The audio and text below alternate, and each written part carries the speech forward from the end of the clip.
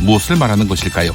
2015년 당시 김모 부장검사와 귀족검사라 불리던 진모 검사가 후배 검사들을 상대로 각각 성추행을 저지른 사건입니다.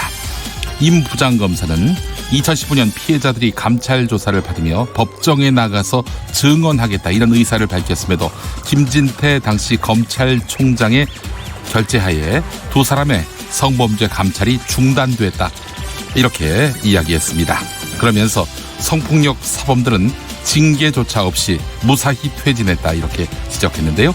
나중에 문제가 돼서 다시 조사하게 됐는데 감찰 무마 의혹에 연루된 김진태 당시 검찰총장, 김수남 당시 대검 차장 등 간부들을 직권남용으로 이문정 검사가 고발했지만 한 차례의 고발인 조사만 있었을 뿐 별다른 수사 진척이 없는 것으로 알려졌습니다. 뭐 혐의가 발견되면 수사하고 문제되면 기소해야 하겠지요. 그런데 이게 왜 선택적이냐 이 말입니다. 선택적 정의는 정의가 아닙니다. 권력의 횡포일 뿐입니다. 당신의 저녁은 아침보다 똑똑하다. 여기는 김용민 라이브입니다.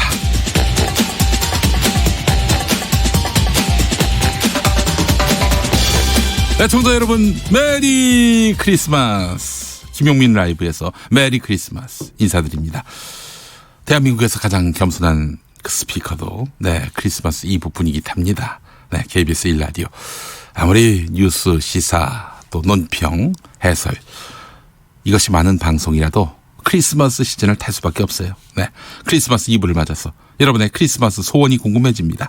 용수처장 김용민이의 크리스마스 소원은 지금 선물 받지 않겠습니다.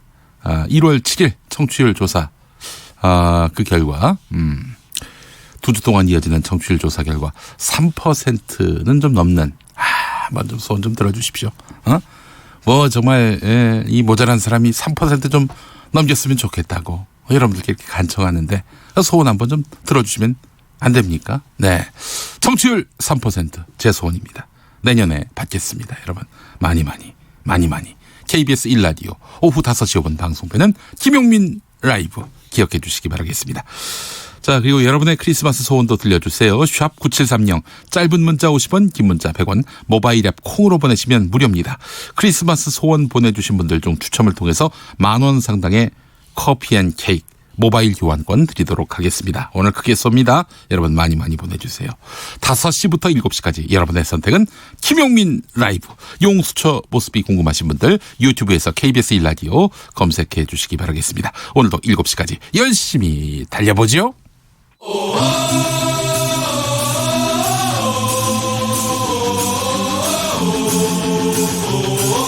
김용민 라이브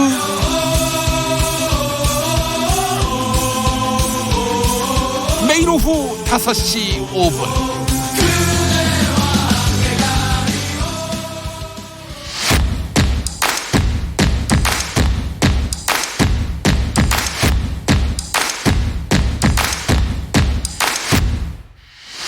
그냥 똑같은 뉴스 브리핑이 아니라 정치 뉴스 피로 해소에 딱 좋은 브리핑. 매일 5시 5분 절대 놓치면 안 되는 뉴스 505. 뉴스 505 함께할 정상근 기자 어서 오세요. 네, 안녕하십니까. 메리 크리스마스. 네, 메리 크리스마스입니다. 예, 그래요. 정상근 기자의 크리스마스 소원은 공천이란 소문이 있습니다. 공천이요? 네. 공천은 괜찮고 출연료에 공이 하나 더 붙었으면 좋겠습니다. 알겠습니다. 아유, 너무나 실속 있는 크리스마스 소원입니다. 네, 그렇죠. 우리 애청자분들도 많이 지금 소원 보내주고 계시나요? 내일 피자 먹고 싶다는 최희철님. 감사하고요. 9771번 쓰시는 분은 그래요. 할머니 고향 회령에 한번 가보고 싶다. 이런 문자 보내주셨습니다. 아이고 감사합니다. 자, 그리고 우리 애청자 한 분 1884번 쓰시는 분 김용민 라이브가 청취율 1위 하는 것이 소원입니다. 세상에 1969번 쓰시는 분도 저희 엄마와 저의 소원입니다라고 하셨습니다. 그런데 이제 1등 하려면은 너무 목표점이 원대합니다. 지금 뭐 뒷동산에 올랐는데 백두산 천지보다도 더 높은 산이 되길 원한다. 마치 이런 바람을 이야기하는 것 같아서 실속 있는 소원 3%. 3%만 좀 해주세요, 좀. 우리 애청자분들 3%. 뭐 어려운 일입니까? 네. 부탁드리도록 하겠습니다. 네. 3%면은 원내 진입이 가능한 퍼센테이지네요. 그렇습니다. 네. 6석인가 가능한 걸로 알고 있어요. 네. 한 5석인가 그렇습니다. 청취율 3% 만들어주시기 바라겠습니다. 자, 오늘 첫 번째 뉴스 뭡니까? 네, 오늘 한중일 정상회의가 있었고요. 오후에는 한일 정상회담이 있었습니다. 오늘 오전에 이 중국 쓰촨성 청두에서 한중일 정상회의가 열렸습니다. 문재인 대통령과 리커창 총리, 중국 총리죠. 그다음에 아베 신조 일본 총리가 함께 기자회견을 했는데 이 자리에서 문재인 대통령은 이번 정상회의에 대해서 삼국 국민들의 행복을 위해 국민들의 삶과 직결된 분야에 이 협력을 증진하기로 했다라면서 사람, 교육, 문화, 스포츠 교류를 확대하여 신뢰를 강화해 나갈 것이다 라고 밝혔습니다. 아울러 삼국은 앞으로도 이 한반도의 비핵화와 항구적 평화를 위해 긴밀한 소통과 협력을 계속해 나가기로 했다라고 밝히면서 북미 간 조속한 대화를 통해 비핵화와 평화가 실질적으로 진전되도록 함께 노력하기로 했다라고 네. 밝혔습니다. 네. 한편 문재인 대통령은 아베 신조 일본 총리와 이 정상회담을 오후에 가졌는데요. 네. 한일 간 정상회담이 열린 것은 15개월 만입니다.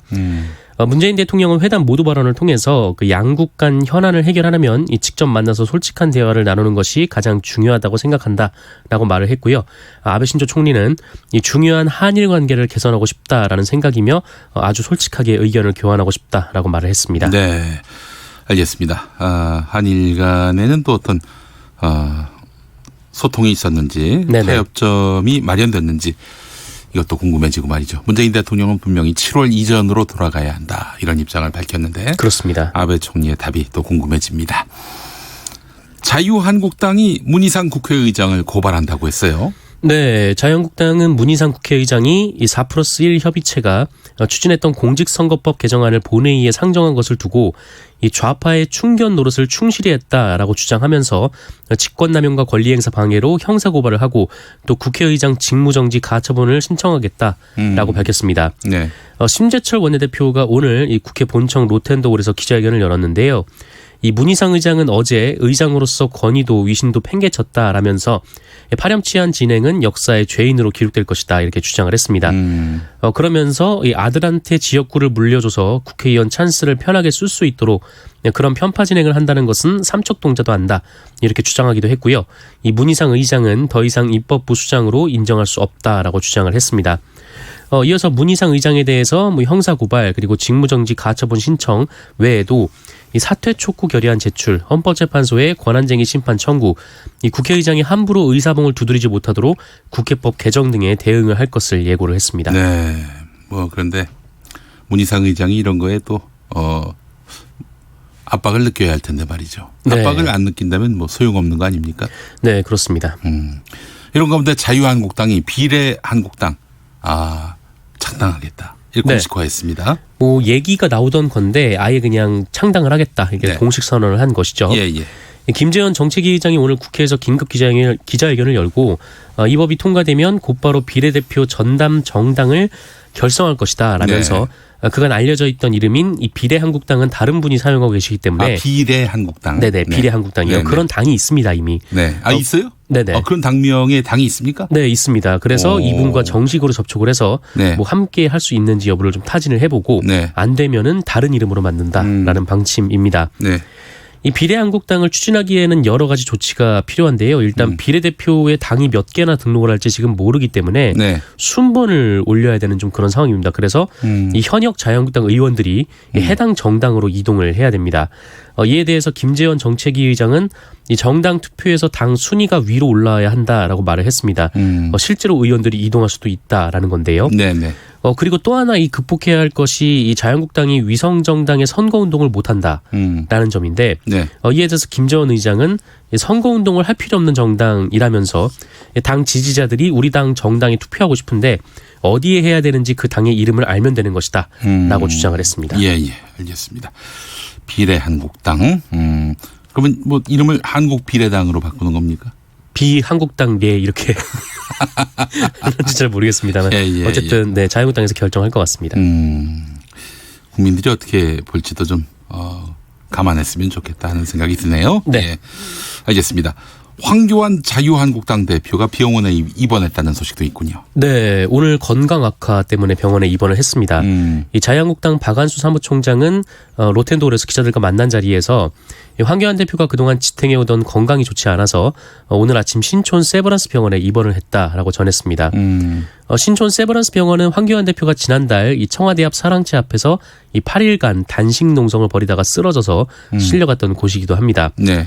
황교안 대표는 단식 도중에 쓰러진 이후 병원 치료를 받다가 복귀해서 이 청와대 인근 사랑채 앞에 설치한 이른바 투쟁 텐트에서 당무를 받고요. 네. 지난 11일부터는 국회 본회의장 앞 로텐도홀에서 이 패스트트랙 법안 저지를 위한 무기한 농성을 벌여왔습니다.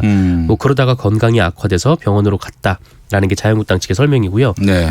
일단 자유한국당은 이 본회의장 앞 농성을 계속할 것인지 황교안 대표의 건강 상태를 판단한 뒤에 결정할 계획이다라고 밝혔습니다. 네, 알겠습니다.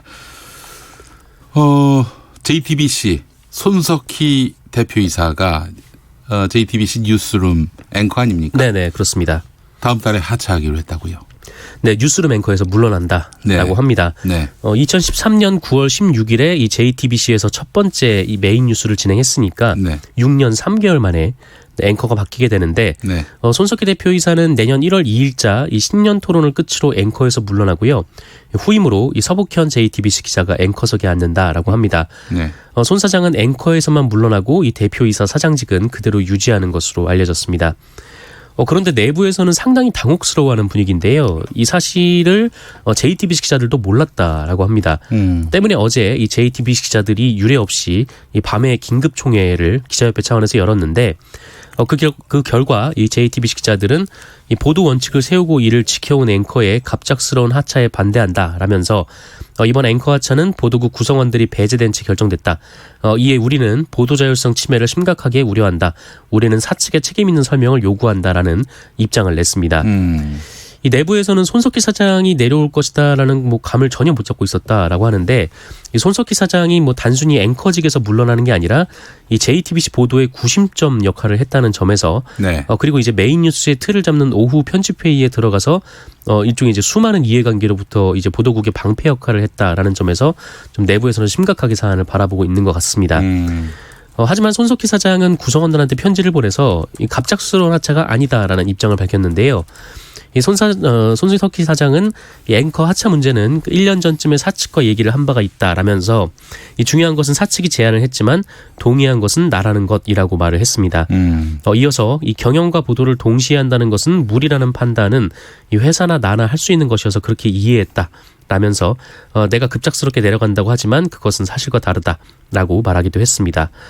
아울러 손석희 사장은 그 오랜 레거시 미디어의 유산이라고 할 수 있는 나는 이제 카메라 앞에서는 물러설 때가 됐다라고 얘기를 했는데요. 레거시 미디어는 아마 올드 미디어를 말하는 네, 거예요. 이제 기존 미디어들을 예. 일컫는 말인데 예. 그러면서 이 지금까지 그랬던 것처럼 보도가 끌기도 하고 또 밀어주기도 하면서 스테이션을 스테이션답게 만들어가길 간곡히 바란다라고 전하기도 했습니다. 그건 손석희 사장의 바람일 테고 JTBC 같은 경우에는 뭐 많이 다 알다시피 민간 방송이고요. 오너십이 확실한 곳 아닙니까? 홍석현 그렇습니다. 지금은 이제 홍정도 대표이사가 회장에서 이제 홍정도 회장 부회장인가요? 네. 대표이사일 거예요 아마. 네. 예. 그 사람에게 이제 넘어간 건데 글쎄요. 그 손석희 사장의 아무래도 이선 후퇴 아니겠어요? 이선 그런 셈이죠. 후퇴와 또 JTBC의 보도의 독립성, 공정성 이런 것들이 함께 걱정되는 상황이네요. 예. 네. 이선 후퇴의 영향을 받지 않겠는가 하는 것이 또 내부 구성원들의 우려기도 하면서 밖에서 보는 시청자들의 그런 우려기도 합니다. 네. 예. 어쨌든 중앙일보 그룹은 이달 최근에 뭐 그 손석희 사장 그 홍정도 사장 대표이사 체제를 계속해서 굳건히 좀 유지하려는 그런 모습을 보이고 있습니다. 네, 그래요. 참 제가 전부터도 쭉 했던 이야기인데 손석희 사장이 빠졌을 경우에 보도 일선에서 빠졌을 경우에 JTBC 뉴스가 어떻게 될 것인가 이거는 뭐 만인이 우려했던 바입니다. 네. 예. 그래 한번 좀 지켜보도록 하겠습니다. 포스코 광양제철소에서 폭발 사고가 발생했다고요? 네, 오늘 낮 1시 14분쯤 이 전남 포스코 광양제철소에서 폭발 사고가 발생을 해서 이 작업 중이던 노동자 5명이 부상을 입었습니다. 네. 폭발은 광양제철소 내 삼재강 페로망간 공장에서 시작된 것으로 파악되고 있는데요. 소방당국은 대응 1단계를 발령하고 장비 16대 그리고 소방대원 65명을 투입해서 1시간여 만에 큰 불을 진화를 하고 현재는 추가 폭발 요인이 없는지 점검 중인 것으로 알려졌습니다. 폭발 지점은 유류가 30톤 보관돼 있는 곳으로 발전 설비와 이 추결 설비 시운전 과정의 연결 배관에서 발생한 것으로 추정이 되고 있고요. 이 폭발 당시 수십 킬로미터 떨어진 곳에서도 이 건물 유리창이 흔들릴 정도로 진동과 괴금이 심했다고 하고 네. 또 광양과 여수를 잇는 그 이순신 대교에도 이 폭발 당시 떨어져 나온 각종 파편들로 인해서 가드레일이 손상되는 등 야. 추가 피해도 잇따랐다라고 합니다. 예. 이에 따라 광양시는 이순신 대교를 한때 통제를 하고 이 추가 피해 접수에 나선 상황입니다. 이게 만약에 서울에서 벌어진 일이라면은 뉴스가 이렇게 조그맣게 취급됐을까 싶은 생각도 듭니다. 네, 예. 굉장히 좀 위험한 순간이었던 상황이었습니다. 엄청난 사고였네요. 보니까. 네네. 사망자는 없는 걸로 나타나서 정말 천만다행이고요. 네. 예. 황운하 대전지방경찰청장 뭐 거의 검찰의 표적이 되다시피 한 인물인데 네네. 전보 발령이 났어요. 네, 이른바 이 청와대 하명 수사 의혹 그렇게 언론에선 부르고 있는데 여기에 연루된 황운하 대전지방경찰청장이 이 경찰 인재 개발원장으로 발령이 났습니다. 이거 좌천입니까 아니면은 뭐 통상적인 인사입니까? 인사에 대한 해석이 좀 분분한데요. 네네. 일단 경찰에서는 이 경찰 인재 개발원 자리가 이 치안감 보직 중에서는 좀 일선에서 한 발짝 물러난다. 이런 의미로 해석되는 경우가 있다라고 합니다. 네.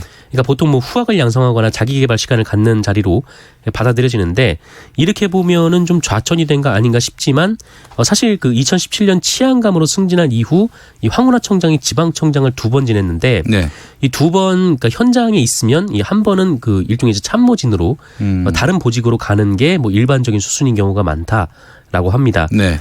그리고 현재 진행 중인 검찰 수사 대상에 이 황운하 청장이 이 포함됐다고 알려진 상황이기 때문에 네. 또 적절성 논란 등 부담을 해소할 수 있는 방향의 인사였다 이렇게 보는 시선도 있고요. 네. 이 개인 입장도 수사 준비를 위해서는 뭐 다소 이 개인 시간이 있을 수 있는 해당 직위가 맞다라고 보는 시선도 있습니다.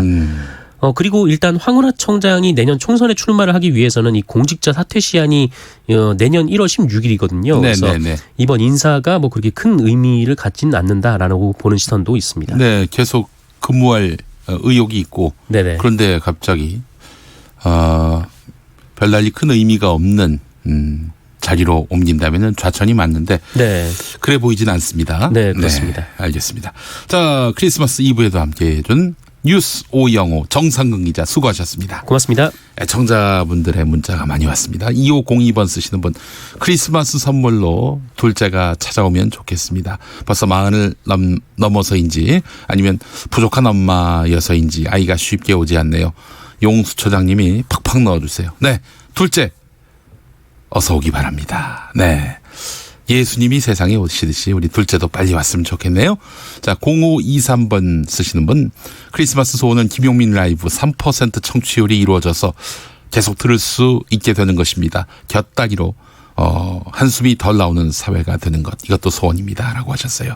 7097번 쓰시는 분 감기 걸려서 크리스마스 이브에 나가지도 못하고 남친도 없고 적막합니다. 내년엔 결혼하는 것이 소원입니다. 네, 요즘엔 또 결혼이 애국입니다. 꼭 내년에 결혼하시길 빌겠습니다. 6824번 쓰시는 분 청취율 조사는 어떻게 하는 것입니까? 전화가 옵니까? 아이 그럼요. 전화가 오지요. 전화를 거시는 게 아니라요. 네, 전화 기다리시죠. 받아주시고요. 그때는 심지어 김미영 팀장이 전화를 해도 받아주시기 바라겠습니다. 네. 자, 그리고 8939번 쓰시는 분 제 소원은 용수 처장님께서도 강제 수사권과 기소권이 있었으면 좋겠습니다. 예? 아이고 그게 저한테 뭐가 필요해요. 그리고 요즘은 기무사 계엄령 문건에 대한 보도가 없어서 어떻게 수사가 진행되는지 궁금하네요. 국회 뉴스에 묻혀서 어떻게 진행되고 있는지 답답합니다. 라고 해주셨습니다. 꼭 한번 짚어달라고도 해주셨는데 네, 명심하겠습니다. 자, 우리 교통정보센터의 김은아 씨는 오늘 크리스마스 이브 계획이 어떤지 그것부터 한번 여쭤볼게요. 김은아 씨. 네, 저는 크리스마스에 가족들과 함께 보내려고 오늘 고향으로 내려갈 것 같습니다. 지금 크리스마스를 앞두고 평소보다 교통량 자체가 많은데요. 미세먼지가 짙게 끼어 있기 때문에 차량 순환 모드를 내기 순환 모드로 해주셔야겠습니다. 오랜 시간 사용하면 또 졸음운전의 위험이 높아지니까요. 장시간 사용은 자제하셔야겠습니다. 현재 중부내륙고속도로 창원 방향 여주분기점 부근 1차로에서는 승용차 관련 사고 처리하면서 1대 1km 구간에서 밀리고요. 양평 쪽으로도 7원분기점 일대로 짧게 막히고 있습니다. 중부고속도로는 하남 쪽인데요. 음성휴게소 부근에서 일죽 사이 7km 구간에서 정체고 더 가서 경기 광주 나들목 부근 2차로에서는 작업을 하고 있는데요. 부근 4km 구간에서 속도를 못 내고 있습니다. 남이 쪽으로는 진천터널 부근에서 밀리고 있습니다. 제2중부고속도로는 하남 방향 곤지암에서 경기 광주 분기점 또 천지남교 일대로 차가 많고요. 남해고속도로 부산 쪽 함안 1터널에서 2터널 부근 또 대저분기점에서 덕천까지도 역시 밀리고 있습니다. KBS 교통정보센터였습니다. 김용민 라이브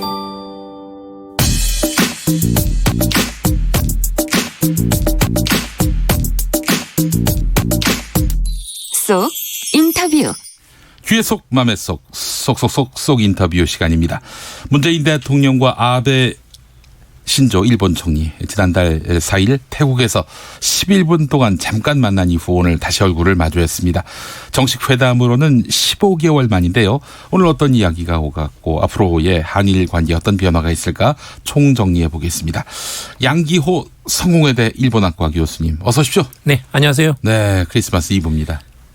메리 크리스마스인데. 메리 크리스마스입니다. 일본에서는 메리 크리스마스를 뭐라고 합니까? 일본에서도 메리 크리스마스를 하고 하는데요. 우리보다는 아무래도 그 예. 기독교 그 신자가 매우 적습니다. 네네. 그러다 보니까 분위기는 있지만 네. 정말로 교회를 다니는 사람은 아주 극소수거든요. 네. 그래서 약간 좀 감이 다르지 않나 하는 생각이 듭니다. 일본 말로 뭐라고 하냐고요? 아, 일본말로 별로 들어보지를 못해가지고.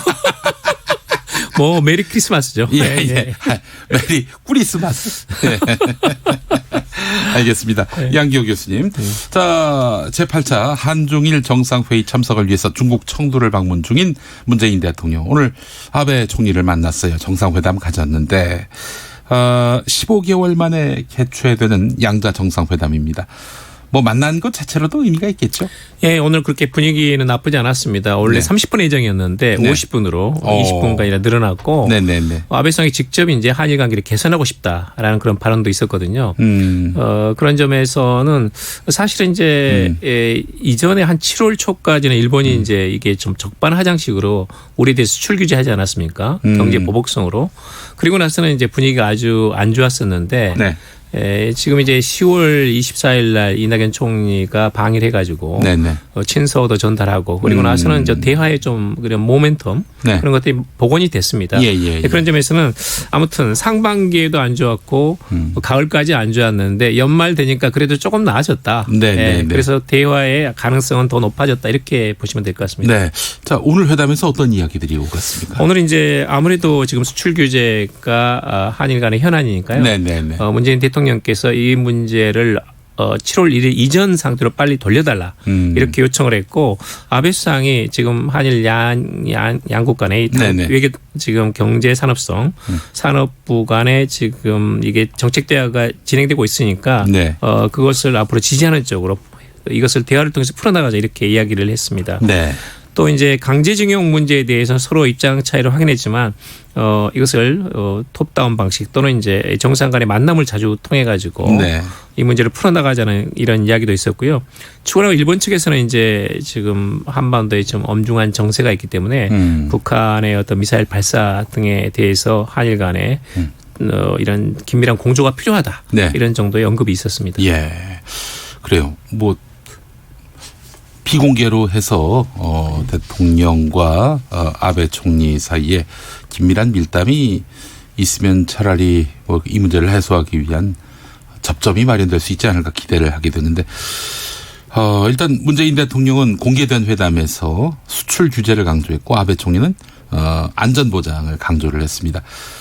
어떻게 실제 회담에서도 이 입장차 이게 서로 이제 굉장히 그 벌어진 입장차가 좁혀지는 모습을 보기는 힘들었나요? 그런 것 같습니다. 아마 처음부터 이 회담 자체, 만남 자체가 중요하지 가시적인 성과를 내기는 어려울 것이다라는 전망이 높았고요. 네네. 네, 그런 점에서는 예상대로이지 않았나 하는 생각이 듭니다. 아마 이제 비공개 회담에서는 강제징용 해법을 비롯해 가지고 수출 규제 이렇게 좀 솔직한 의견 교환이 있었던 걸로 아마 예상이 되고 네. 추측이 되고요. 그런 점에서는 상호간에 아무튼 자주 만나가지고 이야기를 통해서 대화를 통해서 풀어나가자 하는 쪽은 공감대가 있었던 것 같습니다. 그래요. 아니 이 정도 대화를 나누려고 우리가 한 달을 기다렸나 하는 생각이 들 정도인데 아베 총리가 강제징용 문제와 관련해서 한국이 국가 간 약속을 지켜야 한다 이런 기존 입장을 또다시 공개적으로 드러냈습니다.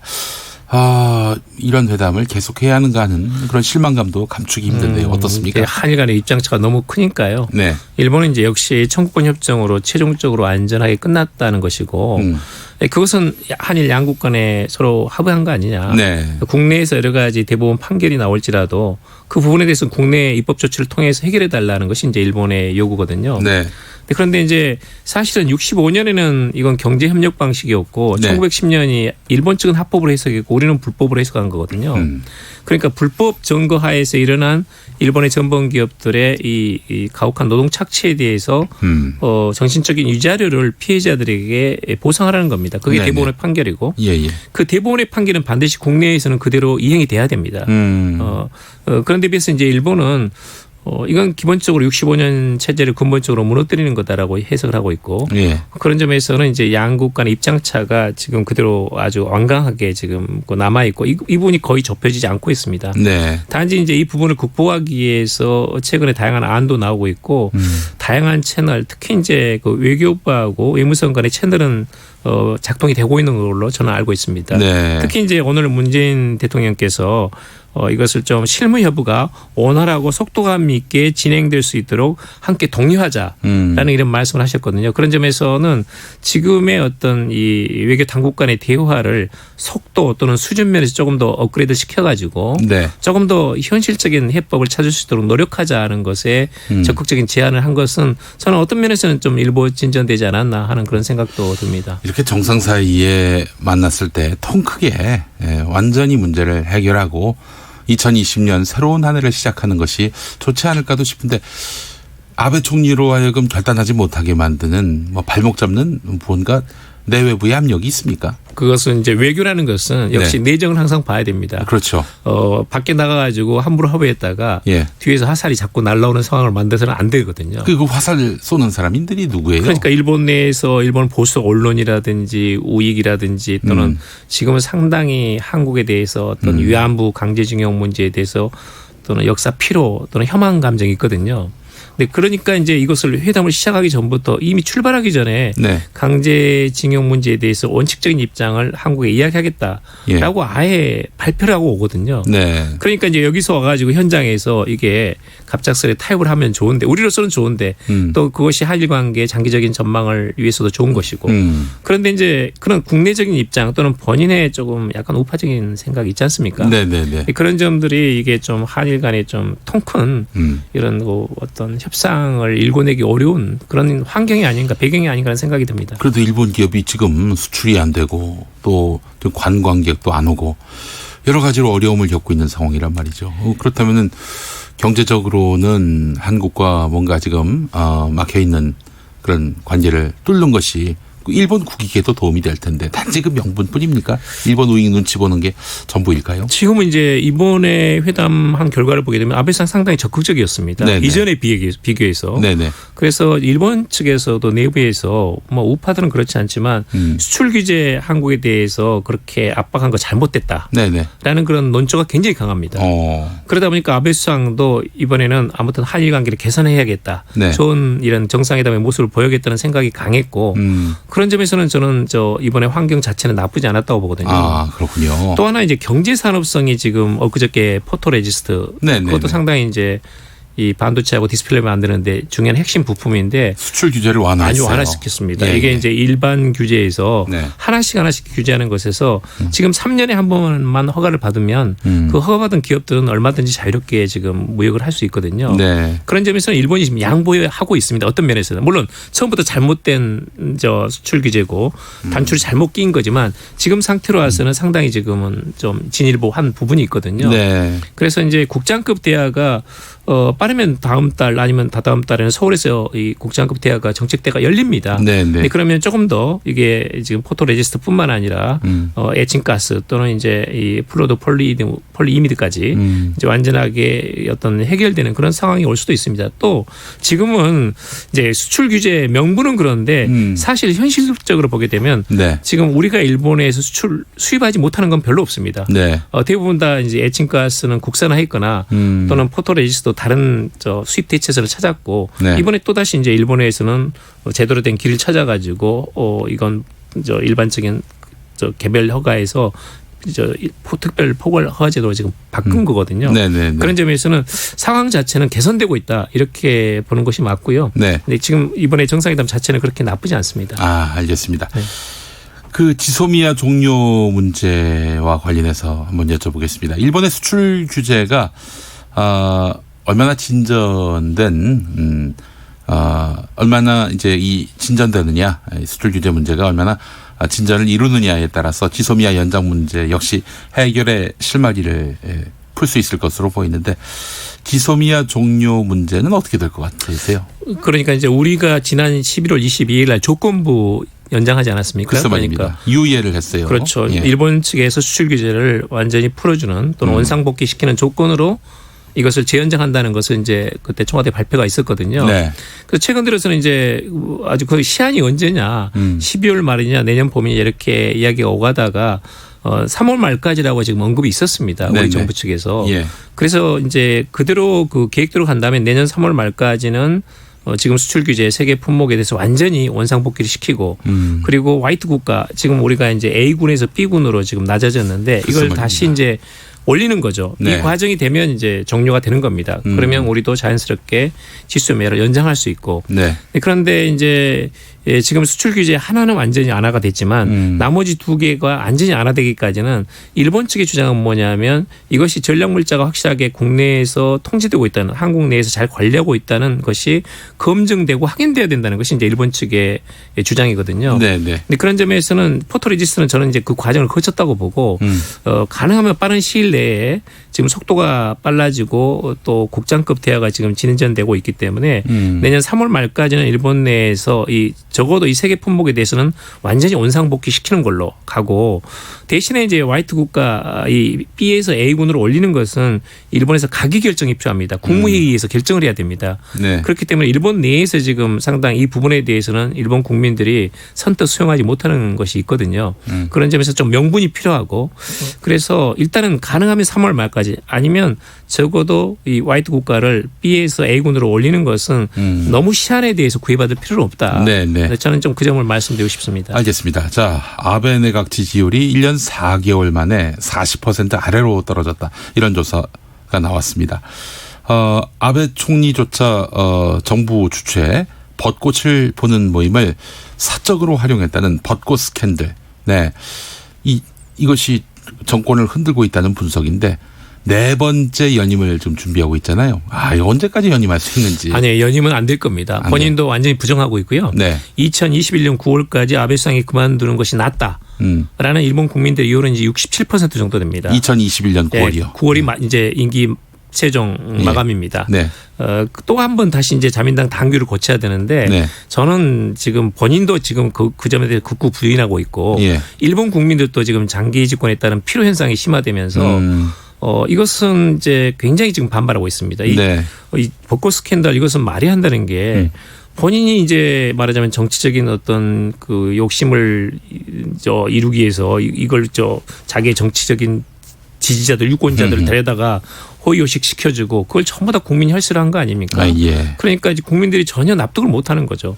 또 최근에는 이제 일본의 총무차관이 이 관료들 선후배 해가지고 은퇴한 선배한테 고급 정보를 기밀을 누설했거든요. 현직 차관이 어처구니 없는 일입니다. 예. 그러니까 이거 공사를 구별 못하는 거죠. 그래서 네. 당장 사표를 내고 물러났습니다. 예. 근데 사실 이런 것들은 아베 수상이 너무 장기 집권에 따른 이건 부수적인 어쩔 수 없는 현상입니다. 권력 말기 현상. 권력 말기 현상이에요. 그리고 일본 국내에서 언론이든 관료든 또는 정당이든 간에 너무 아베 일강 체제로 되다 보니까 일본말로 촌탁이라고 그러는데 이게 남이 원하는 대로 거기에 부응해가지고 스스로 알아서 이렇게 맞춰가는 것. 이 현상 자체가 너무 심하거든요. 네. 그러다 보면 스캔들은 빈발할 수밖에 없습니다. 네, 그런 점에서는 지금은 아베 수상도 상당히 여러 가지 지금 예전처럼 강경하지는 않다. 네. 다양한 각도에서 한일 관계도 네. 관리해 나가야 된다는 생각이 좀 더 높아지고 있다고 봅니다. 알겠습니다. 그 만약에 총리 임기가 마무리되면은 아베는 다음에 뭐 합니까?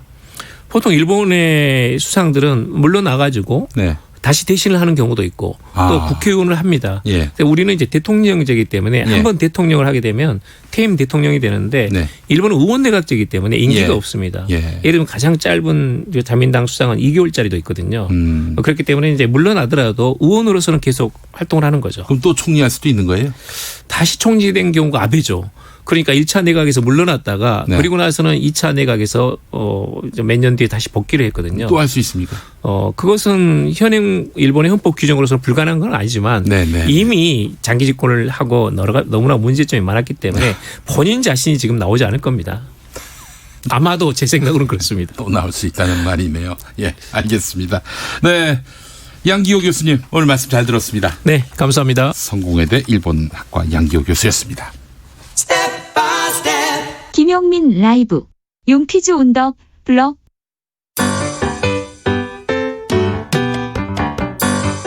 방송 내용 중 일부를 들려드립니다. 잘 들으시고 빈칸에 들어갈 단어를 맞춰주세요. 저 자유한국당이 어떤 내용으로 과연 필버스터를 할지 이것도 저는 사실 개인적으로 굉장히 궁금해요.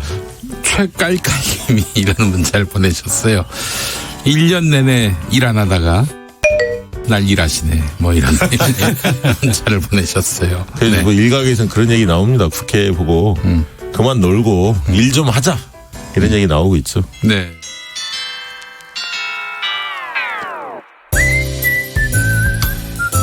힌트 드릴게요.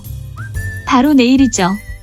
김용민 라이브 특집 공개 방송 징글징글 2019가 방송됩니다. 정답 보내실 곳은요. 문자는 샵 9730, 짧은 문자 50원, 긴 문자 100원, 모바일 앱 콩으로 보내시면 무료입니다.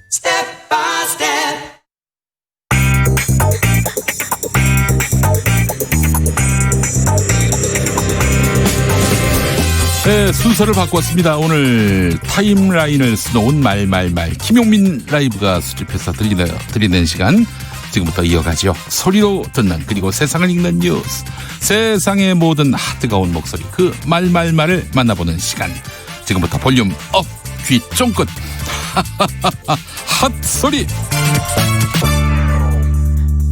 이것은 업무 수첩인가 메모장인가 그도 아니면 일기장인가 송병기 울산시 경제부시장의 업무 수첩 내용이 도마 위에 올랐습니다. 송병기 부시장은 김기현 전 울산시장 측근 비리를 청와대에 제보한 인물로 지목돼 하명 수사 관련 검찰 조사를 받고 있는데요. 자신의 수첩을 근거로 기획재정부와 KDI까지 검찰의 압수수색이 이루어지는 등 사태가 확산되자 진화에 나섰습니다. 이와 관련해서 한겨레 김환 기자는 송병기 부시장의 업무 수첩에 적힌 메모를 언론 입장에서 정확하게 파악하고 검증하려면 팩트 체크가 첫 번째다. 기억에 의존한 추측은 주관적일 수밖에 없다. 이렇게 말했습니다.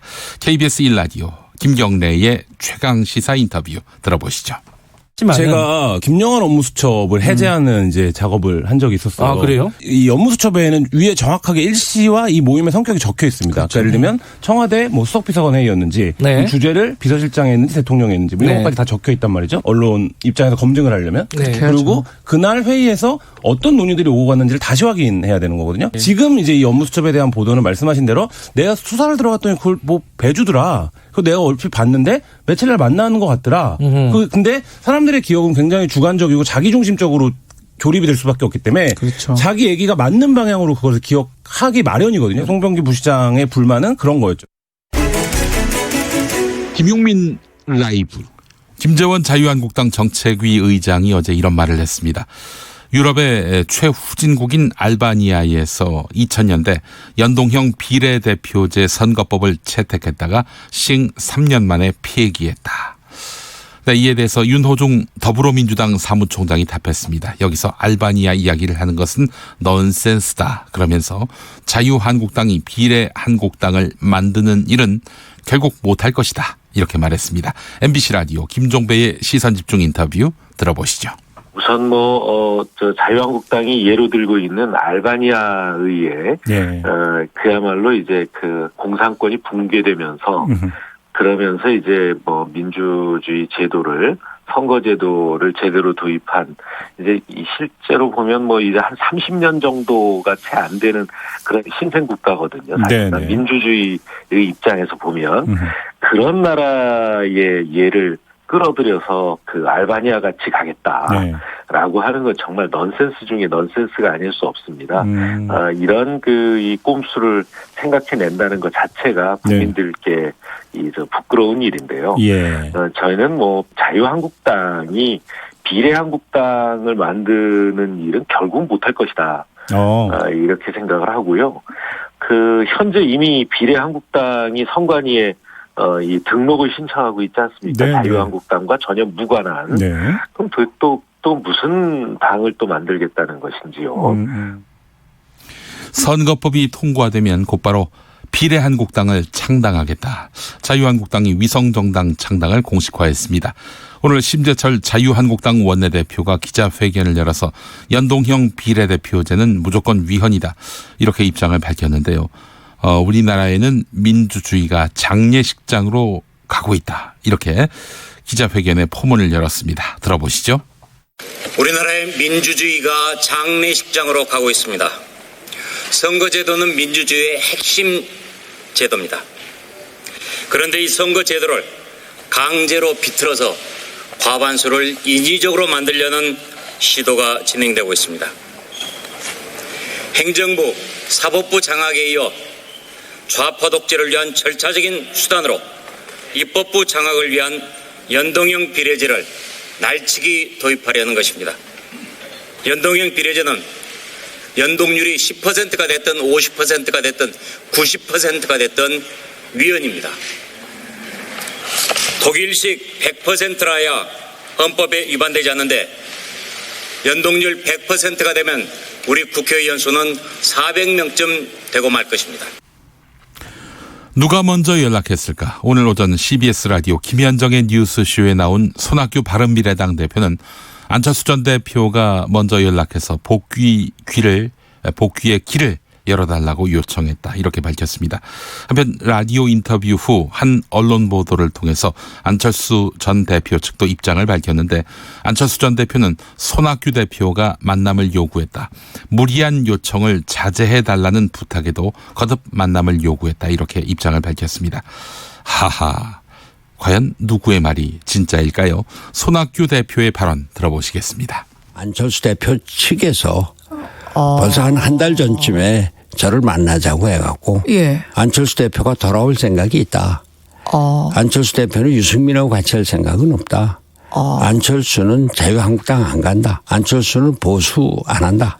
안철수는 바른미래당 자기가 만든 국민의당의 후신이고 애정이 깊다. 근데 오고 싶은데 손 대표께서 안철수에 대해서 그 호의적인 얘기를 많이 하고 그랬으니 안철수 올 수 있는 길을 열어달라. 먼저 제안이 왔어요? 그렇습니다. 다 들어주겠다 그러셨어요? 예, 그랬습니다. 다 들어주겠다. 그러면은 여기서 그 얘기를 먼저 해달라. 내가 모든 걸 다 해줄 테니 돌아와라. 이렇게 얘기를 하고 거기서 합의를 해서 거기서 발표를 하든지 아니면은 그 며칠 뭐 뒤에 뭐 발표를 하든지 그렇게 하자. 김용민 라이브. 어제 이 시간에 주한미군이 부산항을 통해서 시험용 생화학 물질을 반입했다고 처음으로 인정했다는 내용을 전해드렸습니다. 그러면서 이 내용을 최초로 취재하고 보도한 부산일보 황석하 기자 발언을 들어봤는데요.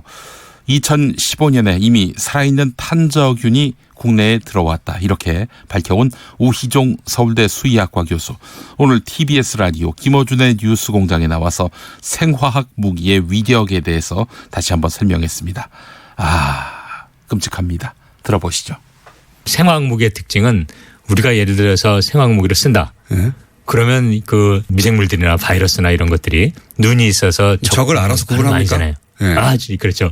그래서 이거는 생물 무기를 쓴다는 건 방어와 공격이 같이 일어납니다. 아니 저도 미사일을 방어용이라 하면 이해하겠어요. 네네네. 생물 무기를 가지고 방어용이라는 게 말이 됩니까? 말이 안 되죠. 그래서 뿌리면 뭐 다 죽는 거지 그냥. 다 죽는 거죠. 그러니까 뭐 이 유산균 뭐 1.8 뭐 2kg짜리 우유팩 하나 이거 한 10개 정도 모아놓으면 끝장나는 거죠. 그런 것들인데. 그보다 독성도 더 강한 것도 있다면서요. 지금 많죠. 이게 들어온 물질 중에는. 지금까지 들어온 물질의 리스트를 불행히도 공개하지 않고 있습니다. 영화 34번 가의 기적 OST에 수록된 곡 나탈리 콜의 징글벨 듣겠습니다. 우리나라 여의도 1번지에도 기적이 일어났으면. Roll call time, everyone. Dasher, Dancer, Prancer, and Vixen. Come on, Comet and Cupid and Donner and Blitzen. And where's Rudolph? Rudolph! Dashing through the snow in a one-horse open sleigh. O'er the fields we go, laughing all the way. Bells on bobtail ring, making spirits bright. Oh, what fun it is to laugh and sing in a sleighing song tonight. Oh, jingle bells, jingle all the way. Oh, what fun it is to ride in one horse open sleigh. Hey, hey, jingle bells, jingle all the way. Oh, what fun it is to ride in a one horse open sleigh. Okay, guys, calm down. A day or two ago, I thought I'd take a ride. Soon my Mr. Right was seated by my side. The horse was lean and lank. Misfortune seemed our luck. We got into a drifting bank and then we kissed for luck. Oh, jingle bells, jingle all the way. Oh, what fun it is to ride in a one-horse open sleigh. Hey, jingle bells, jingle all the way. Oh, what fun it is to ride in a one-horse open sleigh.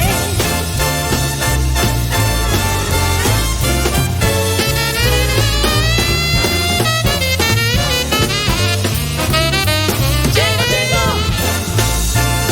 Oh, jingle, jingle, jingle.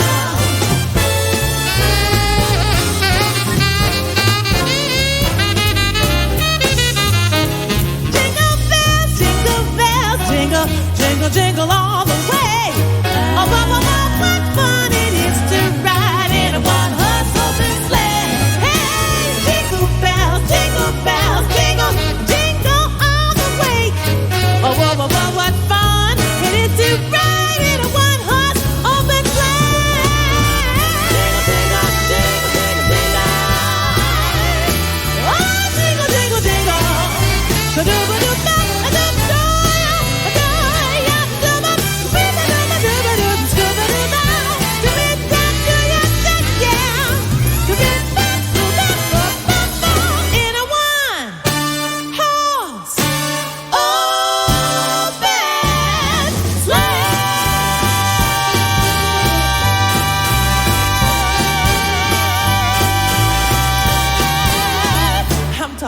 jingle bells, honey.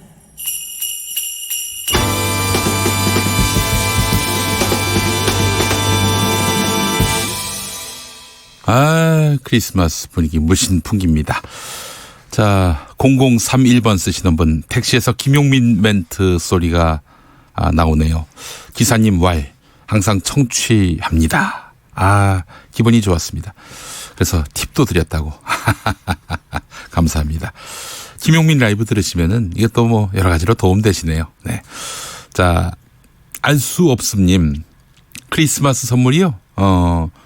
선물은 뭐 작게 물방울 다이아라고 하셨습니다. 예전에 크리스마스 선물 받고 싶은 게 뭐 있냐 이런 질문을 누군가 하면은 정말 소박하고 조촐하게 떼돈을 받고 싶다 이런 얘기를 한 적이 있었는데 그때 많은 분들이 웃었습니다. 그런데 이게 굉장히 오래된 개그가 됐어요. 네. 벌써 마칠 시간입니까? 예. 썰렁해서 그냥 빨리 끊는 게 아니고. 네, 알겠습니다. 자, 권우철님 크리스마스 소원 한국과 일본도 화해해서 예전으로 돌아갔으면 좋겠다 이런 말씀해 주셨습니다.